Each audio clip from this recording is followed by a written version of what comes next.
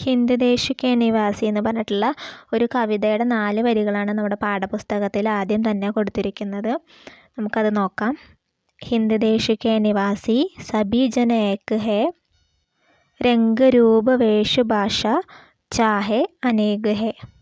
ഹിന്ദ് ദേശം എന്ന് വെച്ചാൽ ഭാരതം, ഇന്ത്യ.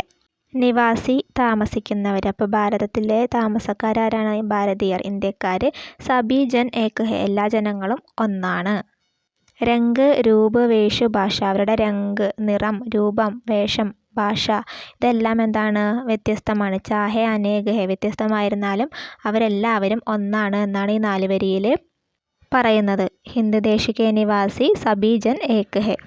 ഇന്ത്യക്കാരുടെ നിറത്തിലും രൂപത്തിലും വസ്ത്രധാരണത്തിലും ഭാഷയിലും വ്യത്യാസമുണ്ടെങ്കിലും അവർ എല്ലാവരും ഒന്നാണ്. ഈ കവിതയുടെ ബാക്കി വരികളും കൂടി നമുക്ക് നോക്കാം. ബേല ഗുലാബ് ജൂഹി ചമ്പ ചമേലി പ്യാരെ പ്യാരെ ഫൂല് ഗൂന്തേ മാലാമേം ഏക് ഹേ.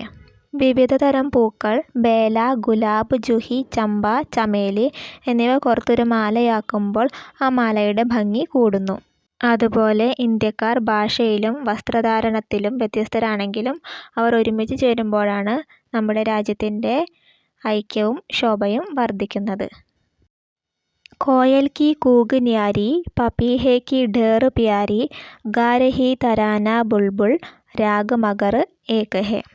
കുയിലും മയിലും ബുൾബുളും പലതരത്തിലാണ് പാട്ട് പാടുന്നതെങ്കിലും അവയുടെ രാഗം ഒന്നാണ്. അതുപോലെ തന്നെയാണ് നമ്മൾ ഇന്ത്യക്കാരും. പല വ്യത്യാസങ്ങളുണ്ടെങ്കിലും നമ്മളെല്ലാവരും ഒന്നാണ്. ഗംഗ യമുന ബ്രഹ്മപുത്ര കൃഷ്ണ കാവേരി ജാകെ മിൽ ഗയി സാഗർ മേം ഹുയി സബ് ഏക് ഹേ.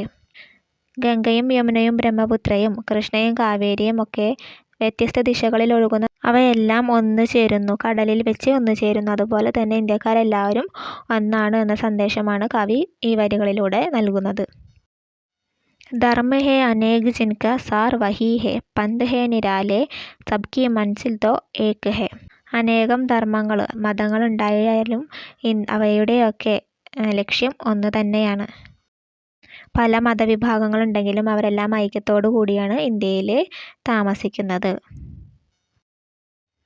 പാഠപുസ്തകത്തിൽ താഴെയായിട്ട് ഒരു ചിത്രം കൊടുത്തിട്ടുണ്ട്. ദണ്ഡി യാത്രയുടെ ചിത്രമാണിത്. നമുക്കറിയാം, ഉപ്പ് സത്യാഗ്രഹത്തിൻ്റെ ഭാഗമായി നടത്തിയതാണ് ദണ്ഡി യാത്ര എന്ന്. ഉപ്പ് സത്യാഗ്രഹത്തിന് നമക് സത്യാഗ്രഹം എന്നാണ് ഹിന്ദിയിൽ പറയുന്നത്. ബ്രിട്ടീഷുകാർ ഇന്ത്യയിൽ ഉപ്പിന് നികുതി ഏർപ്പെടുത്തിയതിൽ പ്രതിഷേധിച്ച് 1930 മാർച്ച് 12 ഗാന്ധിജിയുടെ നേതൃത്വത്തിൽ ആരംഭിച്ച അഹിംസാ സത്യാഗ്രഹമാണ് ഉപ്പ് സത്യാഗ്രഹം. ഗാന്ധിജിയും 78 സന്നദ്ധ പ്രവർത്തകരും സബർമതി ആശ്രമത്തിൽ നിന്ന് 390 കിലോമീറ്റർ അകലെയുള്ള ദണ്ഡി എന്ന തീരപ്രദേശത്തേക്ക് കാൽനടയായി യാത്ര ആരംഭിച്ചു. സരോജിനി നായിഡുവിനെ പോലെയുള്ള പല നേതാക്കളും ഈ ജാഥയിൽ പങ്കുചേർന്നിരുന്നു. ഏപ്രിൽ 5 ജാഥ ദണ്ഡി കടപ്പുറത്ത് എത്തിച്ചേർന്നു. ബ്രിട്ടീഷ് സാമ്രാജ്യത്തിൻ്റെ അടിത്തറ ഞാൻ കുലുക്കുമെന്ന് ഒരു കൈ നിറയെ ചെളി കലർന്ന മണ്ണെടുത്ത് ഗാന്ധിജി പറഞ്ഞു. കേരളത്തിലെ ഉപ്പ് സത്യാഗ്രഹ വേദിയായിരുന്നു പയ്യന്നൂർ. 1930 ഏപ്രിൽ 13 കോഴിക്കോട് വടകരയിൽ നിന്നും പയ്യന്നൂർ വരെ കെ കേളപ്പൻ്റെ നേതൃത്വത്തിൽ നടത്തിയ ജാഥയിൽ 32 പേർ പങ്കെടുത്തു. ഏപ്രിൽ 21 ജാഥ പയ്യന്നൂരിൽ എത്തിച്ചേരുകയും ഉപ്പ് നിയമം ലംഘിക്കുകയും ചെയ്തു. ഉപ്പ് സത്യാഗ്രഹ ജാഥയ്ക്ക് വേണ്ടിയാണ് വംശി നാരായണപിള്ള വരിക വരിക സഹചരേ എന്ന് തുടങ്ങുന്ന ഗാനം രചിച്ചത്. പയ്യന്നൂരിലെ ഉളിയത്ത് കടവിലാണ് ഉപ്പ് സത്യാഗ്രഹ സ്മാരകം സ്ഥിതി ചെയ്യുന്നത്. അതിന് താഴെ ഒരു ചോദ്യമുണ്ട്. ഹമാരെ ദേശ് കി ഖൂബിയാം ക്യാ ക്യാ ഹേ. നമ്മുടെ രാജ്യത്തിൻ്റെ സവിശേഷതകൾ എന്തൊക്കെയാണ്? ഭാരത് ഏക് വിശാൽ ദേശ് ഹേ. ഇന്ത്യ വലിയൊരു രാജ്യമാണ്. ഭാരത് മേ കയി രാജ്യ ഹേ. ഇന്ത്യയിൽ ധാരാളം സംസ്ഥാനങ്ങളുണ്ട്. നയി ദില്ലി ഭാരത് കി രാജധാനി ഹേ. ന്യൂഡൽഹി ഇന്ത്യയുടെ തലസ്ഥാനമാണ്. വിഭിന്ന രാജ്യോം കെ ലോഗോം കി ഭാഷായേ ഭിന്ന ഭിന്ന ഹേ. വ്യത്യസ്ത സംസ്ഥാനങ്ങളിലെ ആളുകളുടെ ഭാഷകളും വ്യത്യസ്തമാണ്. ലോഗ് അനേക് ത്യോഹാർ മനാത്തേ ഹേ. ആളുകൾ ധാരാളം ഉത്സവങ്ങൾ ആഘോഷിക്കുന്നു. ലോഗോം കി വേഷ്ഭൂഷ ഏം ഓർ ഖാൻ പാൻ അലഗ് അലഗ് ഹേ. ആളുകളുടെ വസ്ത്രധാരണവും ഭക്ഷണവും വ്യത്യസ്തമാണ്. വിഭിന്ന ധർമ്മോം കെ ലോഗ് ഏക് സാത്ത് രഹത്തെ ഹെ. വ്യത്യസ്ത മതങ്ങളിലെ ആളുകൾ ഒരുമിച്ച് താമസിക്കുന്നു. ഭാരത് മേ കൈ നദിയാം ഹെ.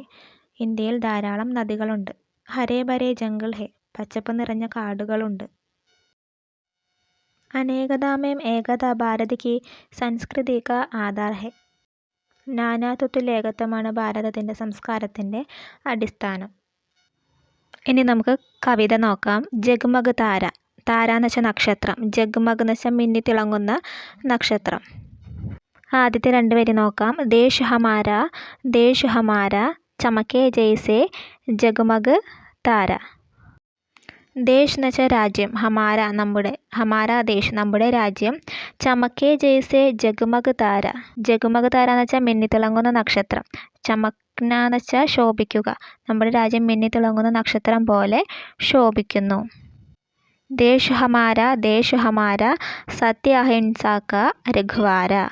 അടുത്ത വരിയിൽ എന്താ പറയുന്നത്? നമ്മുടെ രാജ്യം സത്യ ഓർ അഹിംസ, സത്യത്തിൻ്റെയും അഹിംസയുടെയും രഘ്വാര സൂക്ഷിപ്പുകാരനാണ്. ആദ്യത്തെ വരിയിൽ പറഞ്ഞു നമ്മുടെ രാജ്യം മിന്നിത്തിളങ്ങുന്ന നക്ഷത്രം പോലെ ശോഭിക്കുന്നു. അടുത്ത വരിയിൽ പറയുന്നു നമ്മുടെ രാജ്യം സത്യത്തിൻ്റെയും അഹിംസയുടെയും കാവൽക്കാരനാണ്, സൂക്ഷിപ്പുകാരനാണെന്നും പറയുന്നു. അടുത്ത വരി ദേശ് ഹമാര ബലിദാനോംനെ ഉസേ സംവാര. ബലിദാൻ എന്ന് വെച്ചാൽ ജീവത്യാഗം. അനേകം ആളുകളുടെ ജീവത്യാഗമാണ് സംവാര എന്ന് വെച്ചാൽ അലങ്കരിക്കുക. നമ്മുടെ രാജ്യത്തെ അലങ്കരിച്ചിരിക്കുന്നത് അനേകം ആളുകളുടെ ജീവത്യാഗമാണ് നമ്മുടെ രാജ്യത്തെ അലങ്കരിച്ച് വെച്ചിരിക്കുന്നത്. നമുക്ക് സ്വാതന്ത്ര്യം നേടിത്തന്ന പല സ്വാതന്ത്ര്യ സമര സേനാനികളുടെയും ജീവത്യാഗമാണ് നമ്മുടെ രാജ്യത്തെ അലങ്കരിക്കുന്നത്. അടുത്ത വരി ദേശ് ഹമാര ഹമേം ഹെ അപ്നി ജാൻ സേ പ്യാര. ജാൻ സേ പ്യാര എന്ന് വെച്ചാൽ ജീവനേക്കാൾ അധികം സ്നേഹിക്കുന്നു. നമ്മൾ നമ്മുടെ രാജ്യത്തെ എന്ത് ചെയ്യുന്നു? ജീവനേക്കാൾ ഏറെ സ്നേഹിക്കുന്നു. നമുക്ക് നമ്മുടെ രാജ്യത്തിനോട് എന്തുണ്ട്? അപ്നെ ജാൻ സേ അധിക് പ്യാർ ഹെ. ജീവനേക്കാൾ ഏറെ സ്നേഹമുണ്ട്. അടുത്ത വരി ദേശ് ഹമാര സാഗർ നെ ജിസ്കാ പാവ് പസാര. നമ്മുടെ രാജ്യം സാഗർ കടലിലേക്ക് കാൽ നീട്ടി വെച്ചിരിക്കുകയാണ്. പാവ് പസാര എന്ന് വെച്ചാൽ കടലിലേക്ക് പരന്ന് കിടക്കുകയാണ്. നമ്മുടെ രാജ്യം എങ്ങനെയാണ് കിടക്കുന്നത്? കടലിലേക്ക് കാൽ നീട്ടി വെച്ചുകൊണ്ട് പരന്ന് കിടക്കുകയാണ്. അടുത്ത വരി ദേശ് ഹമാര സത്യ കി ജയ് സന്ദേശ് ഹമാര. സത്യ കി ജയ് എന്ന് വെച്ചാൽ സത്യം ജയിക്കട്ടെ. നമ്മുടെ സന്ദേശം എന്താണ്? സത്യം ജയിക്കട്ടെ എന്നതാണ് നമ്മുടെ രാജ്യത്തിൻ്റെ സന്ദേശം. ദേശ് ഹമാര. ഇത്രയാണ് ജഗ്മഗ് താര എന്ന കവിതയുടെ അർത്ഥം. നമുക്കിതിൻ്റെ കുറച്ച് അർത്ഥങ്ങൾ നോക്കാം. രാജ്യം എന്ന് വെച്ചാൽ സംസ്ഥാനം. ദേശ് രാജ്യം. വേഷ്ഭൂഷ വസ്ത്രധാരണം. ത്യോഹാർ ഉത്സവം. ഭാഷ. ഭൂഭ്യാം സവിശേഷതകൾ. അനേകതാമേം ഏകത എന്ന് വെച്ചാൽ നാനാത്വത്തിൽ ഏകത്വം. ഹിന്ദ് ദേശ് ഭാരതം. നിവാസി താമസിക്കുന്നവർ. സബി ജൻ എന്ന് വെച്ചാൽ എല്ലാ ജനങ്ങളും. രംഗ് നിറം. രൂപം. വേഷവിധാനം. ഭാഷ. അനേകം. ജഗ്മഗ് തിളങ്ങുന്ന. താര നക്ഷത്രം. ഹമാര നമ്മുടെ. ദേശ് രാജ്യം. ചമക്ന തിളങ്ങുക ശോഭിക്കുക. സത്യം. അഹിംസ. രഘ്വാര സംരക്ഷകൻ. ബലിദാൻ ജീവത്യാഗം. സംവാർണ അണിയിച്ചൊരുക്കുക. ജാൻ ജീവൻ. പ്യാര പ്രിയപ്പെട്ടത്. സാഗർ സമുദ്രം. പാവ് കാല്. പസാർന നീട്ടിവയ്ക്കുക. സന്ദേശം. സത്യക്ക് ജയ് സത്യം ജയിക്കട്ടെ. പാവ് പസാർന എന്ന് വെച്ചാൽ ഹിന്ദിയിലെ ഒരു ശൈലിയാണ്. അതിൻ്റെ അർത്ഥം പരന്ന് കിടക്കുക എന്നാണ്. അടുത്തത് ജഗ്മഗ് താര കവിത കാ ആശയ്. കവിതയുടെ ആശയം നോക്കാം. ജഗ്മഗ് താര ബാൽ കവിതാമേ ഭാരത് കി മഹിമാ കാ വർണ്ണൻ ഹെ. ഭാരതത്തിനെ കുറിച്ചുള്ള വർണ്ണനയാണ് ജഗ്മഗ് താര എന്ന കവിതയിൽ ഉള്ളത്. കവി നെ ഭാരത് കോ ജഗ്മഗ് താര കഹാ ഹെ. കവി ഭാരതത്തിന് ഇന്ത്യയെ ജഗ്മഗ് താര മിന്നിത്തിളങ്ങുന്ന നക്ഷത്രം എന്നാണ് പറഞ്ഞിരിക്കുന്നത്. ഭാരത് ഹമാര ദേശ് ഹെ. ഇന്ത്യ നമ്മുടെ രാജ്യമാണ്. ജഗ്മഗാത്തെ താരേക്ക് സമാൻ ഭാരത് ചമക്താ ഹെ. മിന്നിത്തിളങ്ങുന്ന നക്ഷത്രം പോലെ ഇന്ത്യ ശോഭിക്കുന്നു. യഹ് ദേശ് സത്യ ഓർ അഹിംസ കാ രഘ്വാര ഹെ. നമ്മുടെ രാജ്യം സത്യത്തിൻ്റെയും അഹിംസയുടെയും സംരക്ഷകനാണ്. അനേക് വീരോം കെ ബലിദാനോം നെ ഭാരത് കോ സംവാര ഹെ. അനേകം വീരന്മാരുടെ ജീവത്യാഗമാണ് നമ്മുടെ ഭാരതത്തിനെ അലങ്കരിച്ചിരിക്കുന്നത്. ഭാരതീയ ഭാരത് കോ അപ്നി ജാൻ സേ അധിക് പ്യാർ കർത്താ ഹെ. ഇന്ത്യക്കാരെ ഇന്ത്യയെ സ്വന്തം ജീവനേക്കാൾ ഏറെ സ്നേഹിക്കുന്നു. दक्षिण में हिंद महासागर भारत के पाव के समान फैल पड़ा है. തെക്ക് ഭാഗത്ത് ഹിന്ദ് മഹാസാഗർ ഇന്ത്യൻ മഹാസമുദ്രം